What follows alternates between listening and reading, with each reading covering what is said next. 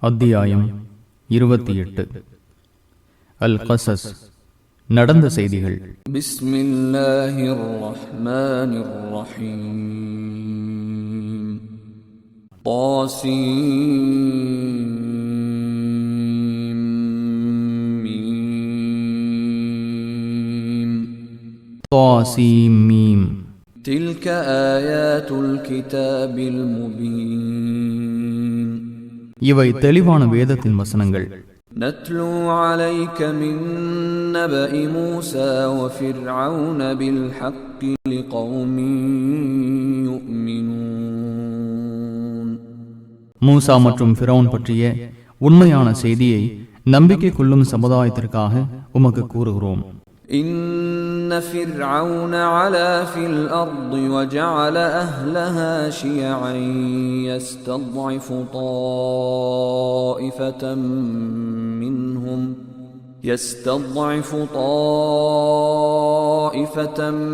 منهم يذبح أبناءهم ويستحيي نساءهم إنه كان من المفسدين. ஃபிரௌன் பூமியில் ஆணவம் கொண்டிருந்தான். அதில் உள்ளவர்களை பல பிரிவுகளாக்கி அவர்களில் ஒரு பிரிவினரை பலவீனர்களாக ஆக்கினான். அவர்களில் ஆண் மக்களை கொண்டான், பெண் மக்களை உயிருடன் விட்டான். அவன் குழப்பம் செய்பவனாக இருந்தான். وَنُرِيدُ أَن نَّمُنَّ عَلَى الَّذِينَ اسْتُضْعِفُوا فِي الْأَرْضِ وَنَجْعَلَهُمْ أَئِمَّةً وَنَجْعَلَهُمُ الْوَارِثِينَ وَنُمَكِّنَ لَهُمْ فِي الْأَرْضِ وَنُرِيَ فِرْعَوْنَ وَهَامَانَ وَجُنُودَهُمَا مِنْهُمْ مَا كَانُوا يَحْذَرُونَ. அப்பூமியில் பலவீனர்களாக கருதப்பட்டோர் மீது அருள் புரியவும், அவர்களை தலைவர்களாக்கவும், அப்பூமிக்கு உரிமையாளர்களாக்கவும், அப்பூமியில் அவர்களுக்கு ஆதிக்கத்தை ஏற்படுத்தவும் ஃபிரௌன், ஹாமான் மற்றும் அவ்விருவரின் படையினரும் எதை அஞ்சினார்களோ அதை அவர்களுக்கு காட்டவும் நாடினோம். وَأَوْحَيْنَا إِلَى أُمِّ مُوسَى أَنْ أَرْضِعِيهِ فَإِذَا خِفْتِ عَلَيْهِ فَأَلْقِيهِ فِي الْيَمِّ وَلَا تَخَافِي وَلَا تَحْزَنِي إِنَّا رَادُّوهُ إِلَيْكِ وَجَاعِلُوهُ مِنَ الْمُرْسَلِينَ. இவருக்கு பாலூட்டு, இவரை பற்றி நீ பயந்தால் இவரை கடலில் போடு. பயப்படாதே, கவலையும் படாதே. அவரை உன்னிடம் நாம் திரும்ப ஒப்படைத்து அவரை தூதராக்குவோம் என்று மூசாவின் தாயாருக்கு அறிவித்தோம். فَالْتَقَطَهُ آلُ فِرْعَوْنَ لِيَكُونَ لَهُمْ عَدُوًّا وَحَزَنًا إِنَّ فِرْعَوْنَ وَهَامَانَ وَجُنُودَهُمَا كَانُوا خَاطِئِينَ. தங்களுக்கு எதிரியாகவும் கவலையாகவும் ஆவதற்காக ஃபிரௌனின் குடும்பத்தார் அவரை எடுத்துக் கொண்டனர். ஃபிரௌனும் ஹாமானும் அவ்விருவரின் படையினரும் தப்பு கணக்கு போட்டுவிட்டனர். وَقَالَتِ امْرَأَةُ فِرْعَوْنَ قُرَّةُ عَيْنٍ لِّي وَلَكَ لَا تَقْتُلُوهُ عَسَىٰ أَن يَنفَعَنَا أَوْ نَتَّخِذَهُ وَلَدًا عَسَىٰ أَن يَنفَعَنَا أَوْ نَتَّخِذَهُ وَلَدًا وَهُمْ لَا يَشْعُرُونَ. எனக்கும் உமக்கும் இவர் கண்குளிர்ச்சியாக இருக்கட்டும், இவரை கொள்ளாதீர்கள். இவர் நமக்கு பயன்படலாம் அல்லது இவரை மகனாக்கிக் கொள்ளலாம் என்று ஃபிரௌனின் மனைவி கூறினார். அவர்கள் விளைவை அறியாதிருந்தனர். وَأَصْبَحَ فُؤَادُ أُمِّ مُوسَى فَارِغًا إِن كَادَتْ لَتُبْدِي بِهِ لَوْلَا أَن رَّبَطْنَا عَلَى قَلْبِهَا لِتَكُونَ مِنَ الْمُؤْمِنِينَ. மூசாவின் தாயாரின் உள்ளம் வெறுமையானது. அவரது உள்ளத்தை நாம் பலப்படுத்தி இருக்காவிட்டால் அவர் உண்மையை வெளிப்படுத்தியிருப்பார். அவர் நம்பிக்கை கொண்டோரில் ஒருவராக ஆவதற்கு இவ்வாறு செய்தோம். وقالت لأخته قصيه فبصرت به عن جنب وهم لا يشعرون. நீ அவரை பின்தொடர்ந்து செல் என்று மூசாவின் சகோதரியிடம் அவரது தாயார் கூறினார். அவர்கள் அறியாத வகையில் தொலைவிலிருந்து அவள் பார்த்து கொண்டிருந்தாள். وحرمنا عليه المراضع من قبل فقالت هل أدلكم على أهل بيت يكفلونه لكم وهم له ناصحون. பாலூட்டும் பெண்களை முன்பே அவருக்கு விளக்கியிருந்தோம். உங்களுக்காக இக்குழந்தையை பொறுப்பேற்று வளர்க்கும் ஒரு குடும்பத்தினரை பற்றி நான் உங்களுக்கு கூறட்டுமா? அவர்கள் இவரது நலனை நாடுபவர்கள் என்று அவள் கூறினாள். فرددناه إلى أمه كي تقر عينها ولا تحزن ولتعلم أن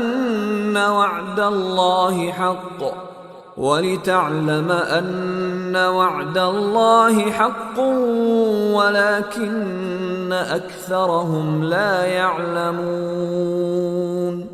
அவரது தாயார் கவலைப்படாமல் மனம் குளிரவும் அல்லாஹுவின் வாக்குறுதி உண்மை என்பதை அவர் அறிவதற்காகவும் அவரிடம் அவரை திரும்ப சேர்த்தோம். எனினும் அவர்களில் அதிகமானோர் இதை அறிய மாட்டார்கள்.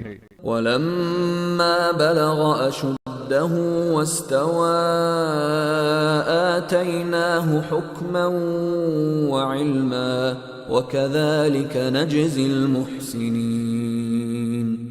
அவர் பருவம் அடைந்து சீரான நிலையை அடைந்த போது அவருக்கு அதிகாரத்தையும் கல்வியையும் அளித்தோம்.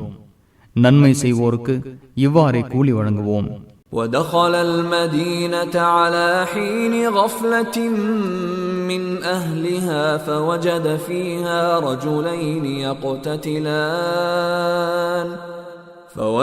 فيها رجلين يقتتلان هذا من شيعته وهذا من عدوه فاستغاثه الذي من شيعته على الذي من عدوه فوكزه موسى فقضى عليه قال هذا من عمل الشيطان إنه عدو مضل مبين. அவ்வூரார் கவனமற்று இருந்த நேரத்தில் அவர் அங்கே சென்றார். அங்கே 2 மனிதர்கள் சண்டையிட்டுக் கொண்டிருந்ததை கண்டார். ஒருவர் இவரது சமுதாயத்தை சேர்ந்தவர், இன்னொருவர் இவரது எதிரியின் சமுதாயத்தை சேர்ந்தவர். இவரது சமுதாயத்தை சேர்ந்தவர் எதிரி சமுதாயத்தை சேர்ந்தவருக்கு எதிராக இவரிடம் உதவி தேடினார். உடனே மூசா ஒரு குத்து விட்டார். அவன் கதை முடிந்து விட்டது. இது ஷைத்தானின் வேலை, அவன் வழிகெடுக்கும் தெளிவான எதிரி என்றார். قال رب إني ظلمت نفسي فاغفر لي فغفر له إنه هو الغفور الرحيم. என் இறைவா, எனக்கே நான் தீங்கிழைத்து விட்டேன், எனவே என்னை மன்னிப்பாயாக என்றார். அவன் அவரை மன்னித்தான். அவன் மன்னிப்பவன், நிகரற்ற அன்புடையோன். قال رب بما أنعمت علي فلن أكون ظهيرا للمجرمين. என் இறைவா, நீ எனக்கு அருள் புரிந்ததால் குற்றவாளிகளுக்கு உதவுபவனாக இனிமேல் இருக்க மாட்டேன் என்றார். فأصبح في المدينة خائفا يترقب فإذا الذي استنصره بالأمس يستصرخه قال له موسى إنك لغوي مبين. அந்நகரத்தில் பயந்தவராக நிலைமையை காலையில் கவனித்துக் கொண்டிருந்தார். முதல் நாள் அவரிடம் உதவி தேடியவன் இப்போது மறுபடியும் உதவி தேடி அழைத்தான். நீ பகிரங்கமான வழிகேடனாக இருக்கிறாய் என்று அவனிடம் மூசா கூறினார். فَلَمَّا أَنْ أَرَادَ أَنْ يَبْطِشَ بِالَّذِي هُوَ عَدُوٌّ لَهُمَا قال يا موسى أتريد أن تقتلني كما قتلت نفسا بالأمس إن تريد إلا أن تكون جبارا في الأرض وما تريد أن تكون من المصلحين. பின்னர் இருவருக்கும் எதிரியாக இருந்தவனை அவர் பிடிக்க முயன்றபோது, மூசாவே, நேற்று ஒருவரை நீர் கொலை செய்தது போல் என்னை கொல்ல நினைக்கிறாயா? இப்பூமியில் ஆதிக்கம் செலுத்துபவராக ஆக வேண்டும் என்றே நீர் விரும்புகிறீர். சீர்திருத்தம் செய்பவராக ஆக நீர் விரும்பவில்லை என்று அவன் கூறினான். وجاء رجل من أقصى المدينة يسعى قال يا موسى إن الملأ يأتمرون بك ليقتلوك فاخرج إني لك من الناصحين. அந்நகரத்தின் கடை கோடியிலிருந்து ஒரு மனிதர் விரைந்து வந்து, மூசாவே, பிரமுகர்கள் உம்மை கொன்றுவிட ஆலோசித்துக் கொண்டிருக்கின்றனர். எனவே வெளியேறி விடுவீராக. நான் உமது நலன் நாடுபவன் என்றார். فخرج منها خائفا يترقب قال رب نجني من القوم الظالمين. பயந்தவராக கவனத்துடன் அங்கிருந்து வெளியேறினார். என் இறைவா, அநீதி இழைக்கும் கூட்டத்தை விட்டும் என்னை காப்பாற்றுவாயாக என்றார். ولما توجه تلقاء مدين قال عسى ربي أن يهديني سواء السبيل. அவர் மதியன் நகருக்கு வந்தபோது, என் இறைவன் எனக்கு நேரு வழி காட்டக்கூடும் என்றார். ولما ورد ماء مدين وجد عليه أمة من الناس يسقون ووجد من دونهم امرأتين تذودان قال ما خطبكما قالتا لا نسقي حتى يصدر الرعاء وأبونا شيخ كبير. மதியன் நகரின் நீர்த்துறைக்கு அவர் வந்தபோது மக்களில் ஒரு கூட்டத்தினர் தண்ணீர் இறைத்துக் கொண்டிருந்ததை கண்டார். அவர்களை விட்டு 2 பெண்கள் ஒதுங்கி நிற்பதையும் கண்டு, உங்கள் விஷயம் என்ன என்று கேட்டார். மேய்ப்பவர்கள் விலகும் வரை நாங்கள் தண்ணீர் இறைக்க முடியாது. எங்கள் தந்தை வயதான முதியவர் என்று அவர்கள் கூறினர். فسقى لهما ثم تولى إلى الظل فقال رب إني لما أنزلت إلي من خير فقير. அவர்களுக்காக அவர் தண்ணீர் இறைத்து கொடுத்தார். பின்னர் நிழலை நோக்கி சென்று, என் இறைவா, எனக்கு நீ வழங்கும் நன்மையில் தேவையுள்ளவனாக இருக்கிறேன் என்றார். فجاءته إحداهما تمشي على استحياء قالت إن أبي يدعوك ليجزيك أجر ما سقيت لنا فلما جاءه وقص عليه القصص قال لا تخف نجوت من القوم الظالمين. அவர்களில் ஒருத்தி வெட்கத்துடன் அவரிடம் நடந்து வந்து, நீர் எங்களுக்கு தண்ணீர் இறைத்து தந்ததற்குரிய கூலியை உமக்கு தருவதற்காக என் தந்தை உம்மை அழைக்கிறார் என்றாள். அவரிடம் வந்து தன்னை பற்றிய செய்திகளை கூறினார். நீர் பயப்படாதீர், அநீதி இழைக்கும் கூட்டத்திடமிருந்து நீர் தப்பித்து விட்டீர் என்று அவர் கூறினார். قالت إحداهما يا أبت استأجر إن خير من استأجرت القوي الأمين. என் தந்தையே, இவரை பணியில் சேர்த்துக் கொள்ளுங்கள். ஏனெனில் வலிமையான நம்பகமானவரை நீங்கள் பணியில் சேர்ப்பதற்கு ஏற்றவர் என்று அவர்களில் ஒருத்தி கூறினாள். قال إني أريد أن أنكحك إحدى ابنتي هاتين على أن تأجرني 8 حجج فإن أتممت 10 فمن عندك وما أريد أن أشق عليك ستجدني إن شاء الله من الصالحين. 8 ஆண்டுகள் நீர் எனக்கு கூலி வேலை செய்ய வேண்டும் என்ற நிபந்தனையின் அடிப்படையில் எனது இந்த 2 புதல்விகளில் ஒருத்தியை உமக்கு மனம் முடித்து தருகிறேன். 10 ஆண்டுகளாக முழுமையாக்கினால் அது உம்மை சேர்ந்தது. நான் உமக்கு சிரமம் தர விரும்பவில்லை. அல்லாஹ் நாடினால் என்னை நல்லவராக காண்பீர் என்று அவர் கூறினார். قال ذلك بيني وبينك أيما الأجلين قضيت فلا عدوان علي والله على ما نقول وكيل.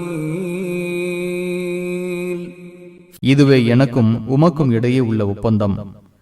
2 காலக்கெடுகளில் எதை நான் நிறைவேற்றினாலும் என் மீது குற்றமில்லை. நாம் பேசிக் கொண்டதற்கு அல்லாஹுவே பொறுப்பாளன் என்று மூசா கூறினார். فلما قضى موسى الأجل وسار بأهله آنس من جانب الطور نارا قال لأهلهم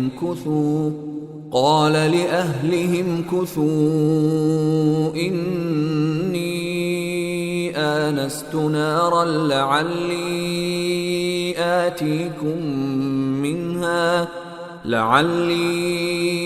آتيكم منها بخبر أو جذوة من النار لعلكم تصطلون.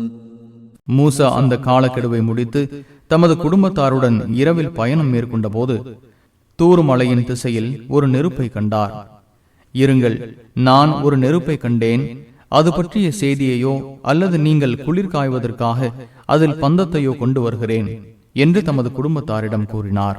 فَلَمَّا أَتَاهَا نُودِيَ مِنْ شَاطِئِ الْوَادِ الْأَيْمَنِ فِي الْبُقْعَةِ الْمُبَارَكَةِ مِنَ الشَّجَرَةِ أَيْ يَا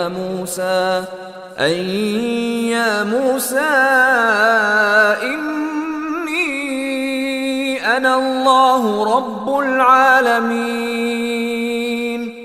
அவர் அங்கே வந்தபோது பாகியம் பெற்ற இடத்தில் வலப்புறத்தில் இருக்கும் ஓடையில் உள்ள மரத்திலிருந்து, மூசாவே, நான் தான் அகிலத்தின் இறைவனாகிய அல்லாஹ் என்று அழைக்கப்பட்டார். وَأَنْ أَلْقِ عَصَاكَ فَلَمَّا رَآهَا تَهْتَزُّ كَأَنَّهَا جَانٌّ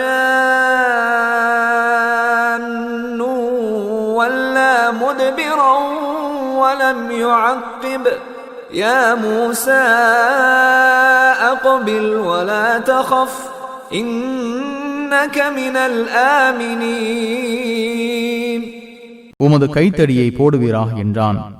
அது ஒரு பாம்பை போல் நெளிந்ததை கண்டு திரும்பி பார்க்காது பின்வாங்கி ஓடினார். மூசாவே, முன்னே வாரும், அஞ்சாதீர், நீர் அச்சமற்றவராவீர். أسلك يدك في جيبك تخرج بيضاء من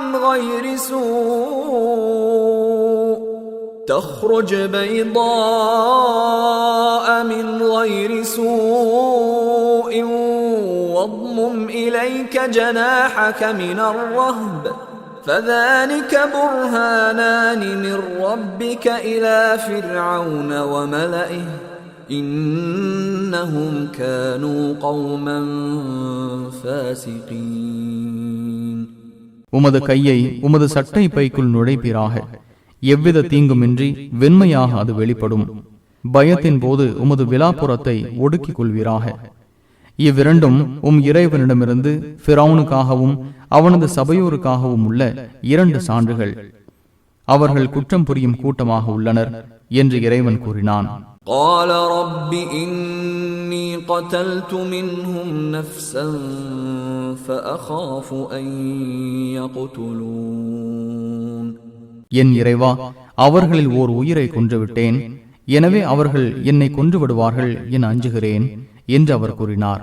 وأخي هارون هو أفصح مني لسانا فأرسله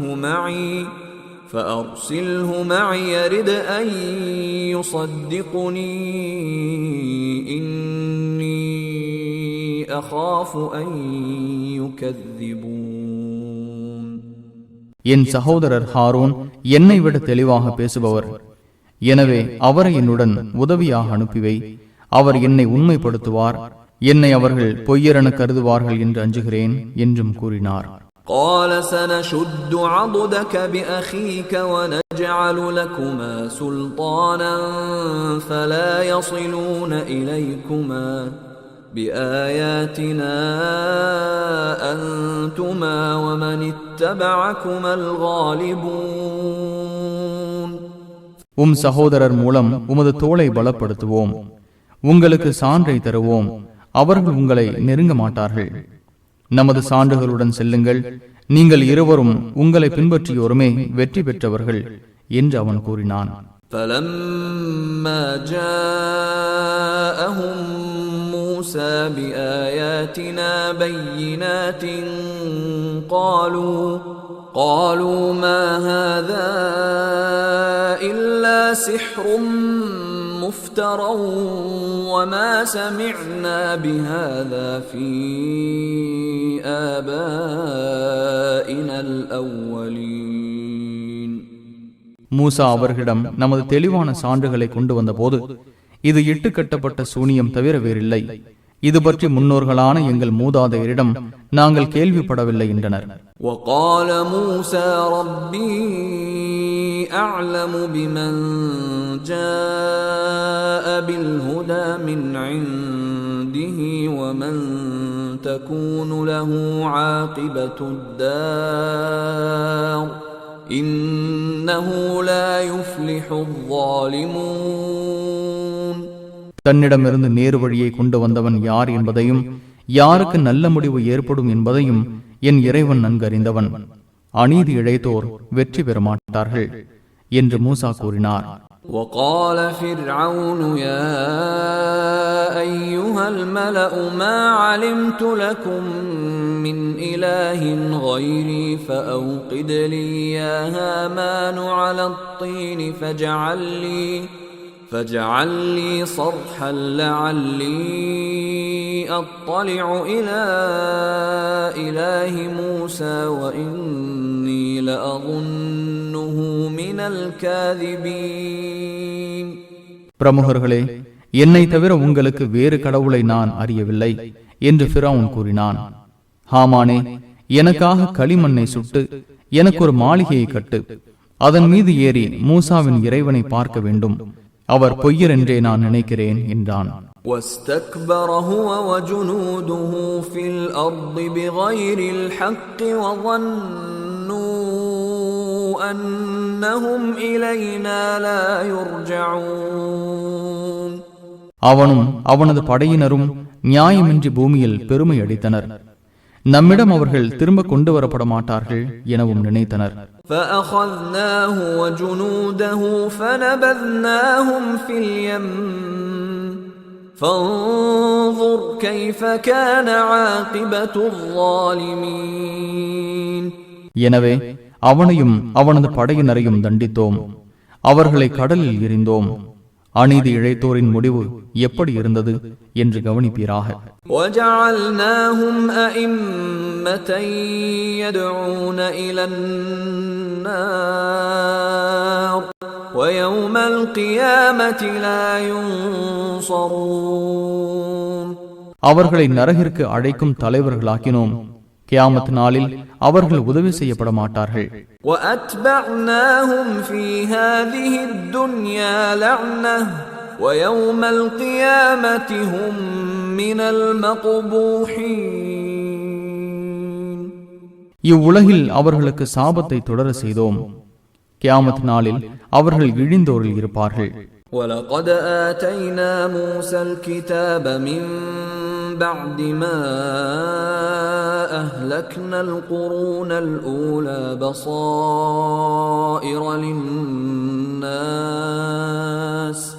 بصائر للناس وهدى ورحمة لعلهم يتذكرون.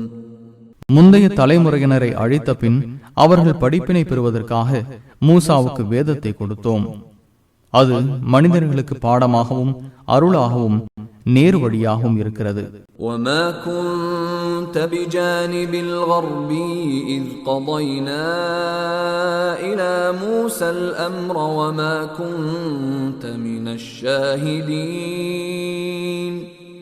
மூசாவுக்கு நாம் கட்டளை பிறப்பித்த போது அந்த மேற்கு திசையில் நீர் இருக்கவும் இல்லை, நீர் பார்க்கவும் இல்லை. وَلَكِنَّا أَنشَأْنَا قُرُونًا فَتَطَاوَلَ عَلَيْهِمُ الْعُمُرُ وَمَا كُنْتَ ثَاوِيًا فِي أَهْلِ مَدْيَنَ تَتْلُو عَلَيْهِمْ آيَاتِنَا وَلَكِنَّا كُنَّا مُرْسِلِينَ. எனினும் பல சமுதாயத்தினரை உருவாக்கினோம். ஆண்டுகள் பல அவர்களை கடந்து விட்டன. மதியன் வாசிகளிடம் நமது வசனங்களை ஓதிக்கொண்டு அவர்களுடன் நீர் வசிக்கவும் இல்லை. எனினும் தூதர்களை நாம் அனுப்பி கொண்டே இருந்தோம். وَمَا كُنْتَ بِجَانِبِ الطُّورِ إِذْ نَادَيْنَا وَلَكِنْ رَحْمَةً مِّن رَّبِّكَ لِتُنذِرَ قَوْمًا مَّا أَتَاهُم مِّن نَّذِيرٍ لِتُنذِرَ قَوْمًا مَّا أَتَاهُم مِّن نَّذِيرٍ قبلك لعلهم يتذكرون. நாம் மூசாவை அழைத்த போது தூர்மலையின் அருகிலும் நீர் இருக்கவில்லை.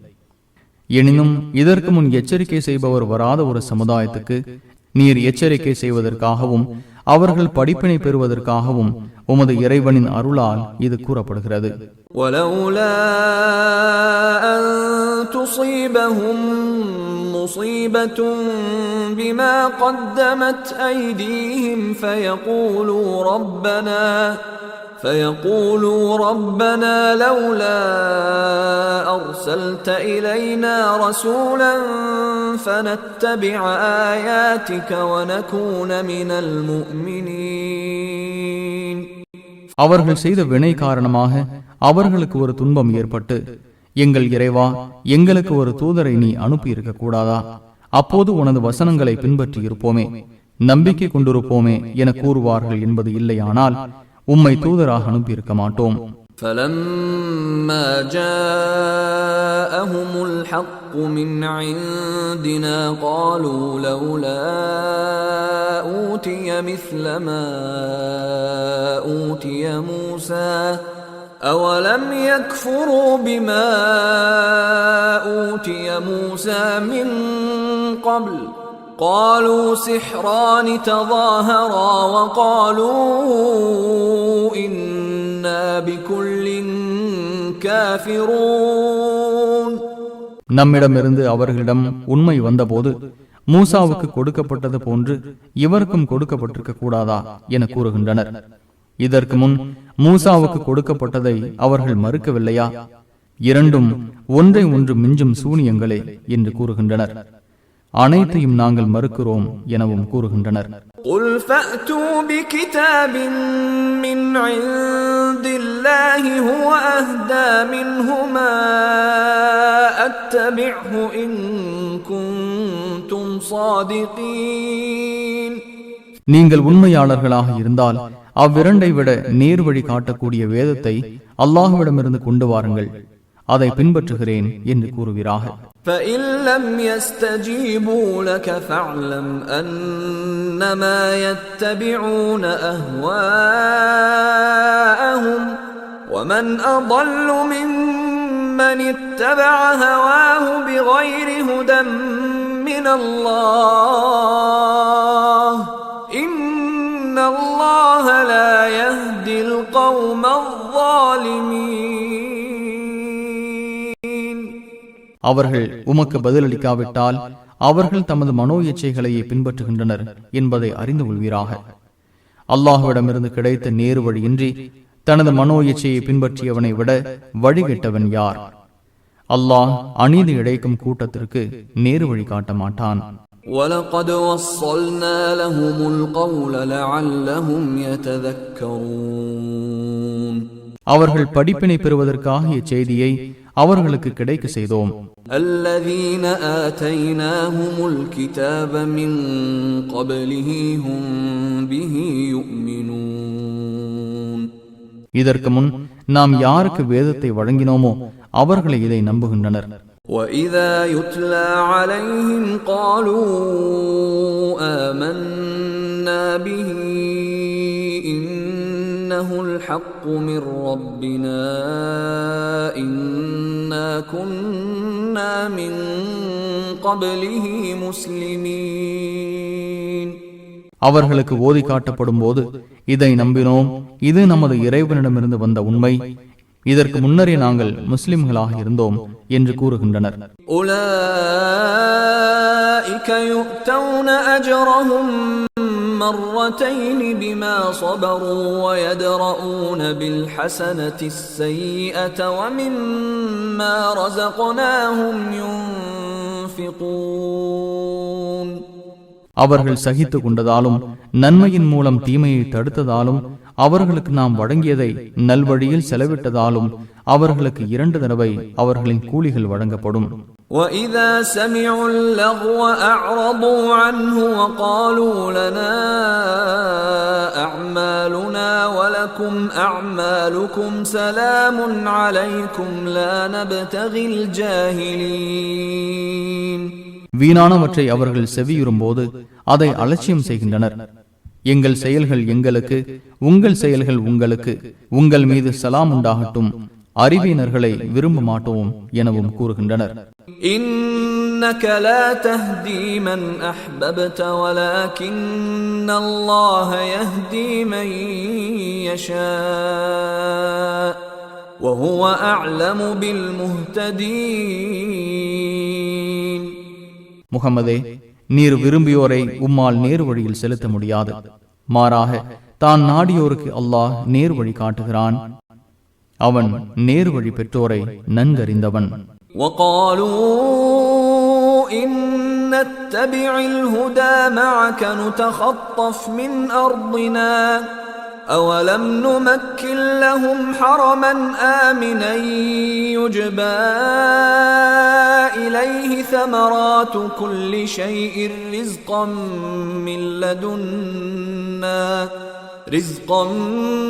مِنْ لَدُنَّا وَلَكِنَّ أَكْثَرَهُمْ لَا يَعْلَمُونَ நாங்கள் உம்முடன் சேர்ந்து நேர் வழியை பின்பற்றினால் எங்களின் பூமியிலிருந்து வாரி செல்லப்பட்டு விடுவோம் என்று அவர்கள் கூறுகின்றனர். அபயம் அளிக்கும் புனித தலத்தை அவர்களுக்காக வசிப்பிடமாக நாம் ஆக்கவில்லையா? ஒவ்வொரு கனி வர்க்கமும் நம்மிடமிருந்து உணவாக அதை நோக்கி கொண்டு வரப்படுகிறது. எனினும் அவர்கள் அதிகமானோர் அறிய மாட்டார்கள். وَكَمْ أَهْلَكْنَا مِنْ قَرْيَةٍ بَطِرَتْ مَعِيشَتَهَا فَتِلْكَ مَسَاكِنُهُمْ لَمْ تُسْكَنْ مِنْ بَعْدِهِمْ إِلَّا قَلِيلًا وَكُنَّا نَحْنُ الْوَارِثِينَ வாழ்க்கையை சொகுசாக அமைத்துக் கொண்ட எத்தனையோ ஊர்களை அழித்துள்ளோம். இதோ அவர்களின் குடியிருப்புகள், அவர்களுக்கு பின் குறைவாகவே தவிர அங்கே குடியிருக்கப்படவில்லை. நாமே அதற்கு வாரிசுகளாகிவிட்டோம். وَمَا كَانَ رَبُّكَ مُهْلِكَ الْقُرَى حَتَّى يَبْعَثَ فِي أُمِّهَا رَسُولًا يَتْلُو عَلَيْهِمْ آيَاتِنَا وَمَا كُنَّا مُهْلِكِ الْقُرَى إِلَّا وَأَهْلُهَا ظَالِمُونَ உங்களின் தாய் நகரத்துக்கு தூதரை அனுப்பாதவரை அவற்றை உமது இறைவன் அழிப்பவனாக இல்லை. அவர்களுக்கு அவர் நமது வசனங்களை கூறுவார். எந்த ஊரையும் அவ்வூரார் அநீதி இழைக்காத நிலையில் நாம் அழித்ததில்லை. وَمَا أُوتِيتُم مِّن شَيْءٍ فَمَتَاعُ الْحَيَاةِ الدُّنْيَا وَزِينَتُهَا وما عند الله خير وأبقى أفلا تعقلون. உங்களுக்கு எந்த பொருள் வழங்கப்பட்டாலும் இது இவ்வுலக வாழ்க்கையின் வசதியும் அலங்காரமுமாகும். அல்லாஹ்விடம் இருப்பதே சிறந்தது, நிலையானது. விளங்க மாட்டீர்களா? أفمن وعدناه وعدا حسنا فهو لاقيه كمن متعناه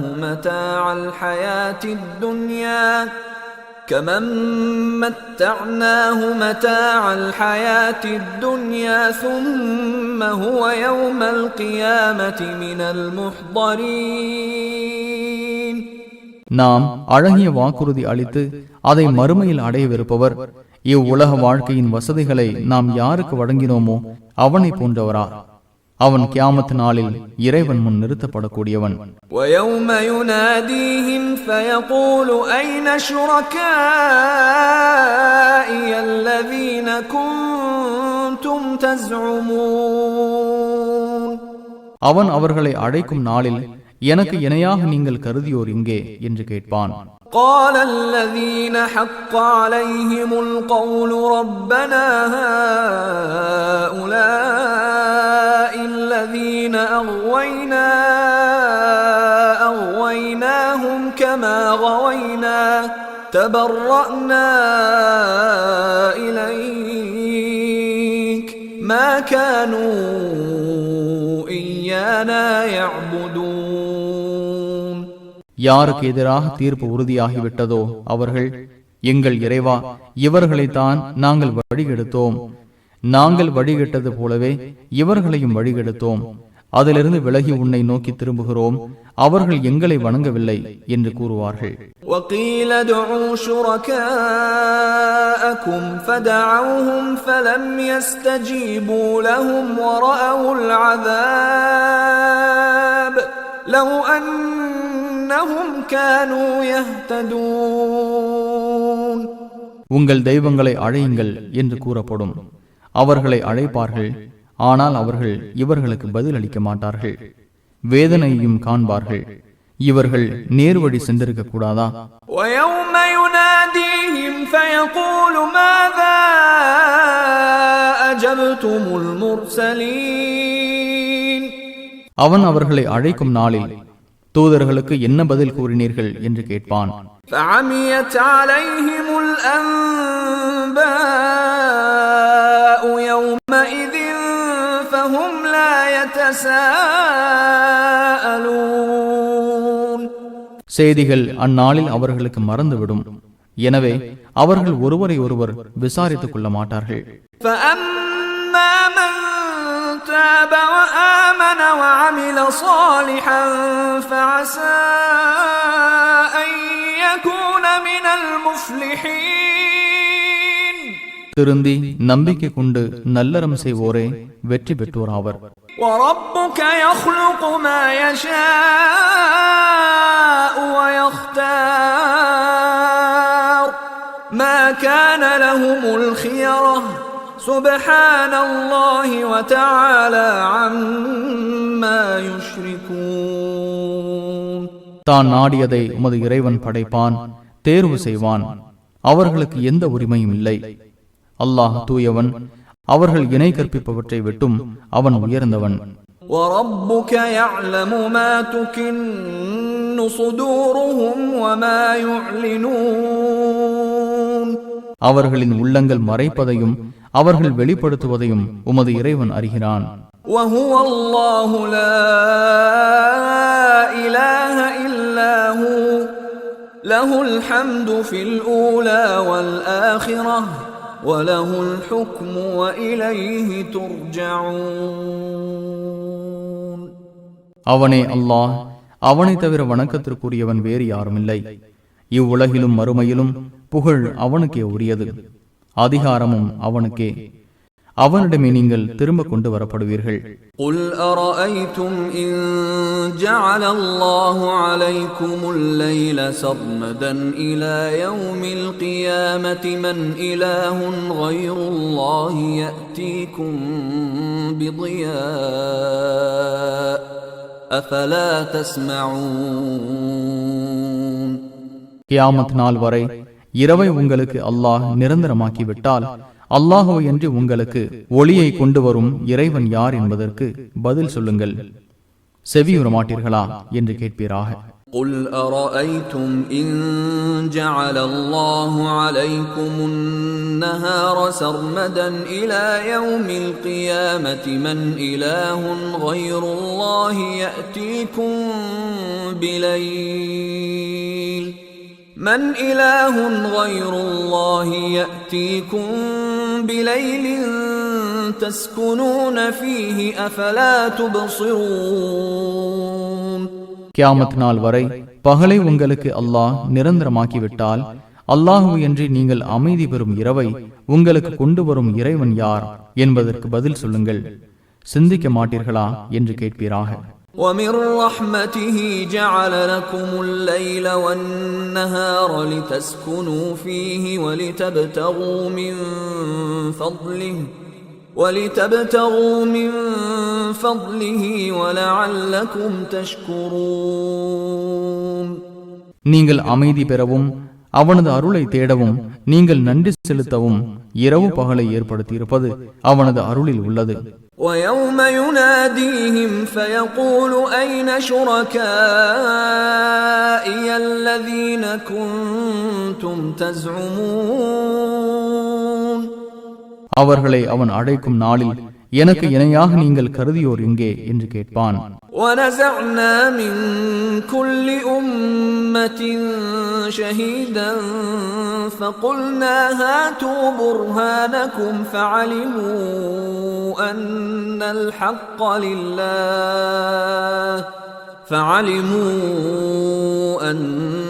الْحَقَّ لِلَّهِ وَضَلَّ عَنْهُمْ مَا كَانُوا يَفْتَرُونَ ஒவ்வொரு சமுதாயத்திலிருந்தும் ஒரு சாட்சியை பிரித்தெடுப்போம். உங்கள் சான்றுகளை கொண்டு வாருங்கள் என்று கூறுவோம். உண்மை அல்லாஹுவிற்கே உரியது என்பதை அப்போது அறிந்து கொள்வார்கள். அவர்கள் இட்டு கட்டியவை அவர்களை விட்டு மறைந்துவிடும்.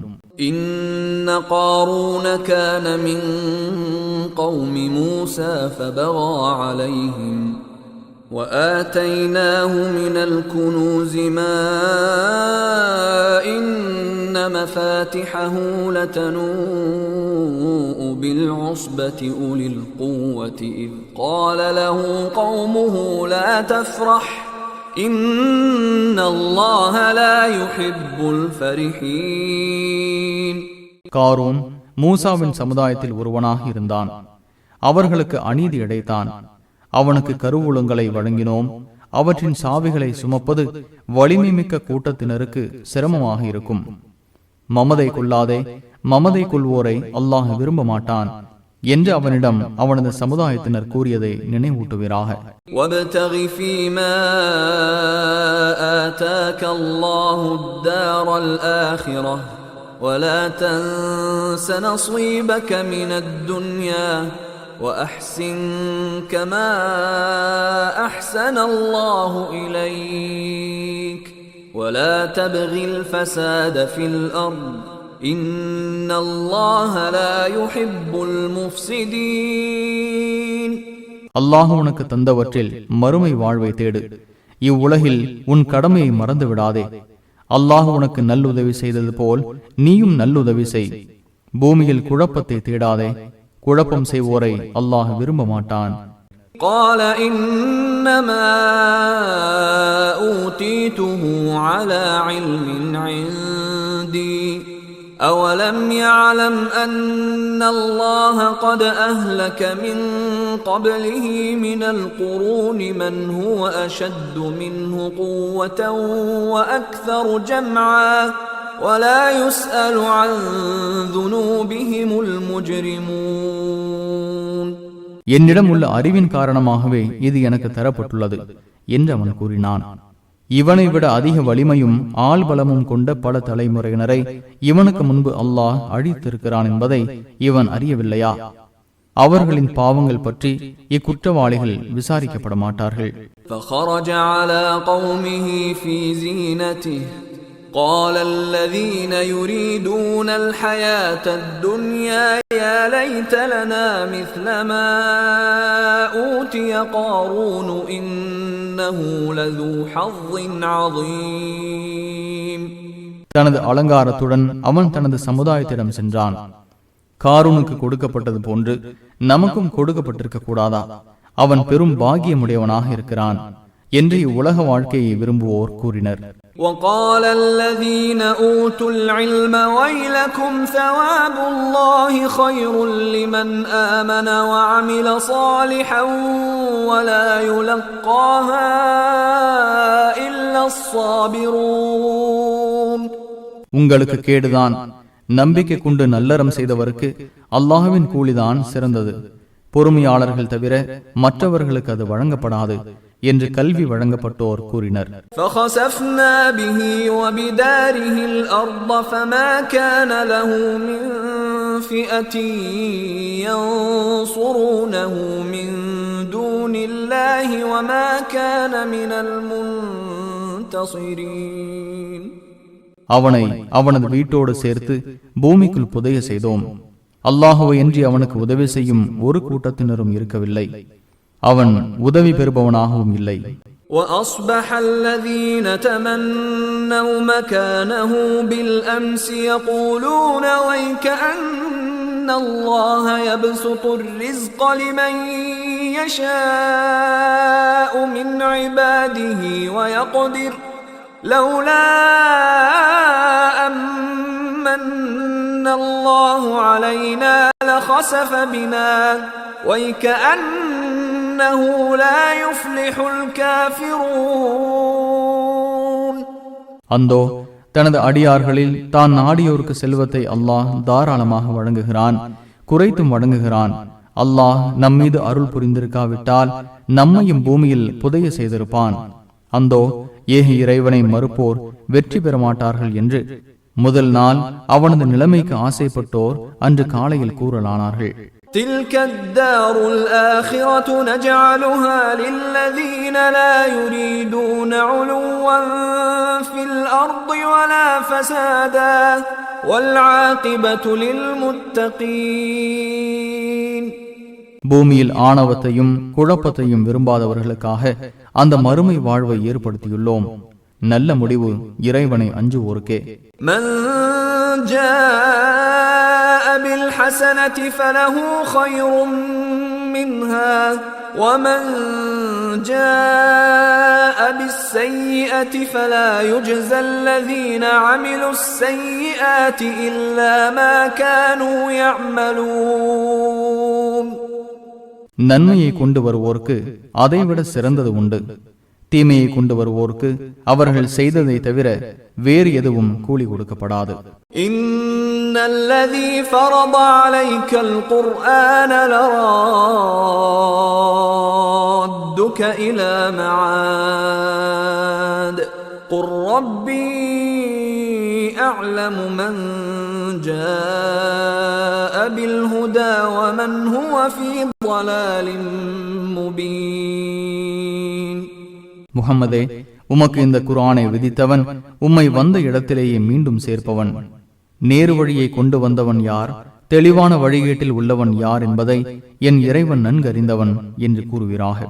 وَمَا كُنْتَ تَرْجُو أَنْ يُلْقَى إِلَيْكَ الْكِتَابُ إِلَّا رَحْمَةً مِّنْ رَبِّكَ فَلَا تَكُونَنَّ ظَهِيرًا لِلْكَافِرِينَ. இவ்வேதம் உமக்கு வழங்கப்படும் என்று எதிர்பார்த்தவராக நீர் இருக்கவில்லை. உமது இறைவனிடமிருந்து அருளாகவே தவிர இது அருளப்படவில்லை. எனவே ஏக இறைவனை மறுப்போருக்கு உதவுபவராக நீர் ஆகிவிடாதீர். وَلَا يَصُدُّنَّكَ عَنْ آيَاتِ اللَّهِ بَعْدَ إِذْ أُنْزِلَتْ إِلَيْكَ وَادْعُ إِلَى رَبِّكَ وَلَا تَكُونَنَّ مِنَ الْمُشْرِكِينَ. அல்லாஹுவின் வசனங்கள் உமக்கு அருளப்பட்ட பின்னர் அதை விட்டும் உம்மை எதுவும் தடுத்திட வேண்டாம். உமது இறைவனை நோக்கி அழைப்பீராக, இணை கற்பிப்பவராக நீராகாதீர். ولا تدع مع الله إلها آخر لا إله إلا هو كل شيء هالك إلا وجهه له الحكم وإليه ترجعون. அல்லாஹுடன் வேறு கடவுளை நீர் பிரார்த்திக்காதீர். அவனை தவிர வணக்கத்திற்குரியவன் வேறு யாரும் இல்லை. அவனது முகத்தை தவிர ஒவ்வொரு பொருளும் அழியக்கூடியது. அவனுக்கே அதிகாரம் உள்ளது. அவனிடமே திரும்ப கொண்டு வரப்படுவீர்கள்.